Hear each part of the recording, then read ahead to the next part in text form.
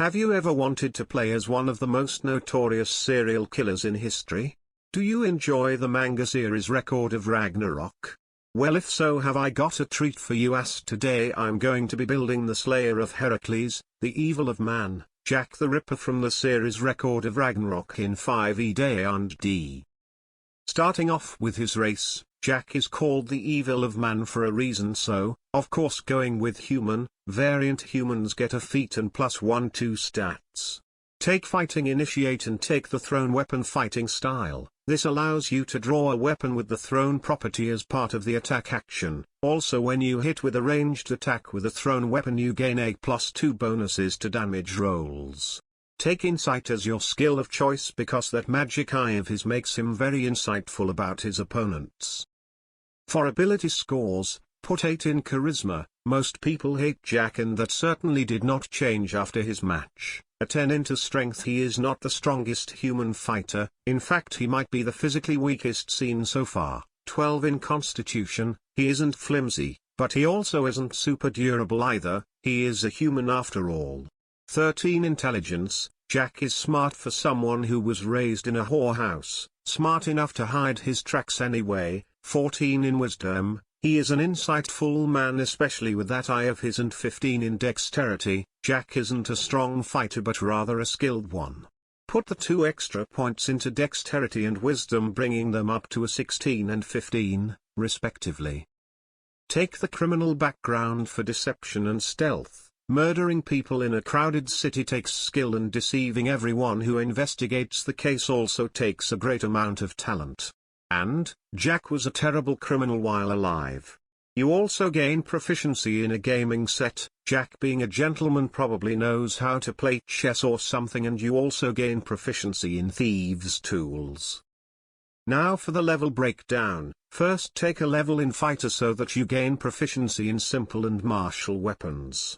Proficiency in strength and constitution saving throws. Jack might not be tough as the other competitors, but he is certainly not going to let that stop him from pushing forwards.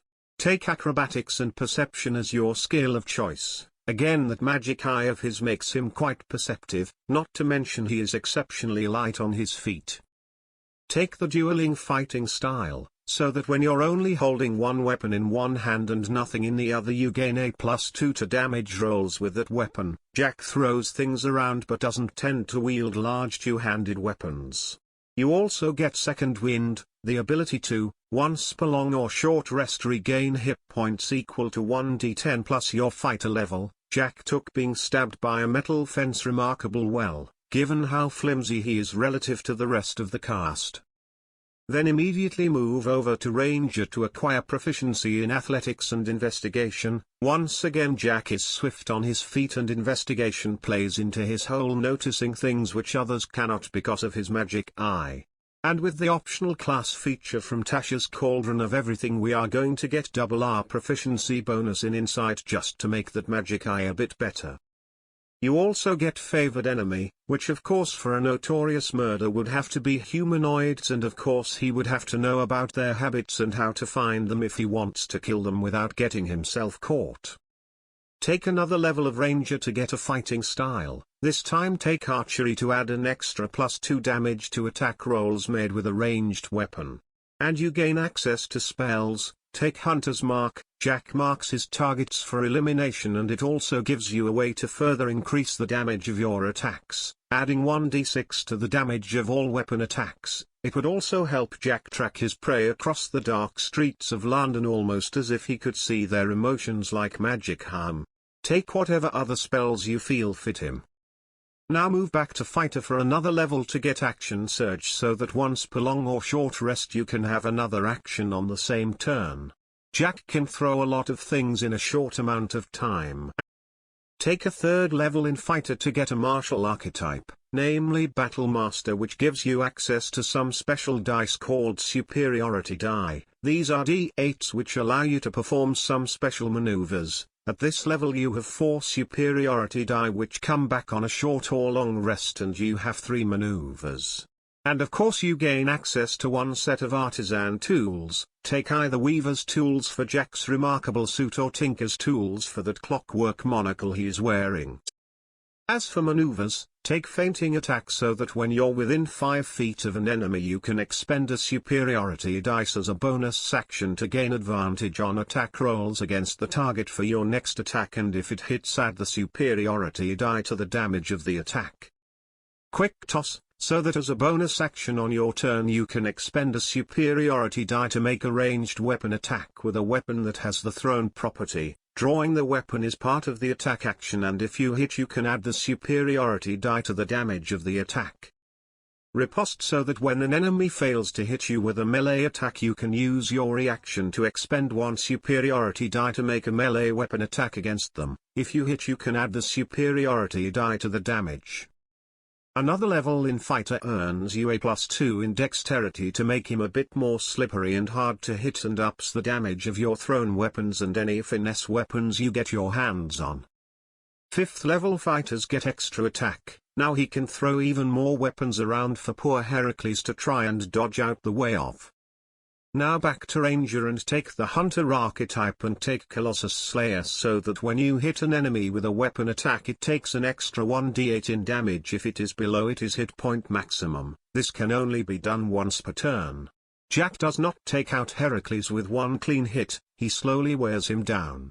You also get Primeval Awareness, which allows you to expend a spell slow to learn if there are any aberrations, celestials, fae, dragons, elementals, fiends or undead within 1 mile of you. This takes an action and lasts for a minute, and it does not reveal their numbers or location. However, for Jack, who knows London like the back of his hand, figuring out where Heracles, who would certainly be classified as a celestial, should not be too hard. Now take another level of Ranger to get an ability score improvement and put 2 points into dexterity, bringing it up to 20. From there take a level in Fighter and get the Sharpshooter feat.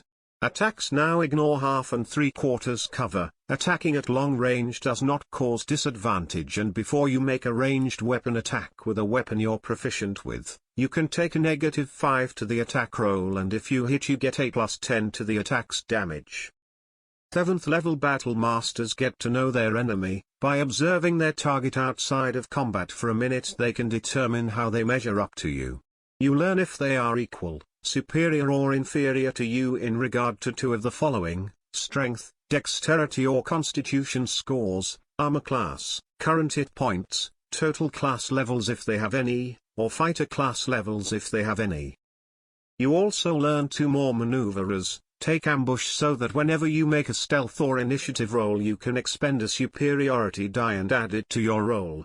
Also take brace, so that when a creature you see moves into range of your melee weapon you can expend a superiority die and make 1 attack against that creature using your weapon. If it hits, add the superiority die to the damage. And finally, at this level you gain another superiority die for you to spend. 8th level fighters get an ability score improvement or a feat. Take Eldritch Adept and get Eldritch Sight so that you can cast Detect Magic at will. Jack's eyes can see people's soul or auras or their magical presence, however you want to describe it. This will get you as close to that as possible without using actual spells. 9th level fighters get Indomitable, which allows you to once per long rest re-roll a failed saving throw and use the new result. Jack probably needed some help passing his constitution check after getting smacked around by the god of fortitude himself. 10th level Battle Master fighters get improved combat superiority, which changes their d8 superiority die into d10s, which just makes all your maneuvers better. Enough said. 11th level fighters can attack 3 times or 6 times with action surge, more throwing daggers, or darts around to stab a certain god with. 12th level fighters gain an ability score improvement or a feat. Take the Piercer feat, increasing your strength by 1. When you hit a target with an attack that does piercing damage you can reroll 1 of the damage dice and have to use the new roll. Also, when you manage to critically hit with a weapon that does piercing damage you can roll on additional damage die and add it to the overall damage. 13th level fighters get 2 uses of Indomitable for even more help with passing those difficult saves. 14th level fighters get an ability score improvement or a feat. Take the Tavern Brawler feat, increasing your constitution by 1, gain proficiency with improvised weapons. To Jack it does not matter if it's a knife, an umbrella, a broken door or even a house, anything can be a weapon to the man. First level monks get an armored defense, making your AC 10 plus your dexterity modifier plus your wisdom modifier. Jack does not wear armor, he wears a snazzy suit with a nice hat and fabulous monocle. You also get martial arts, which lets you use dexterity instead of strength for your unarmed attack and damage rolls, and monk weapons. You can roll a d4 in place of your normal unarmed damage, and if you feel like making an attack with a monk weapon or an unarmed strike, you can make an additional unarmed strike as a bonus action.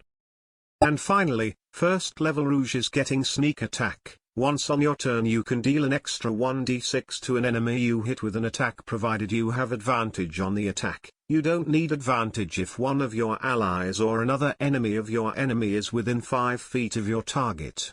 Issue is you would have to convince people to work with a notorious serial killer against someone else.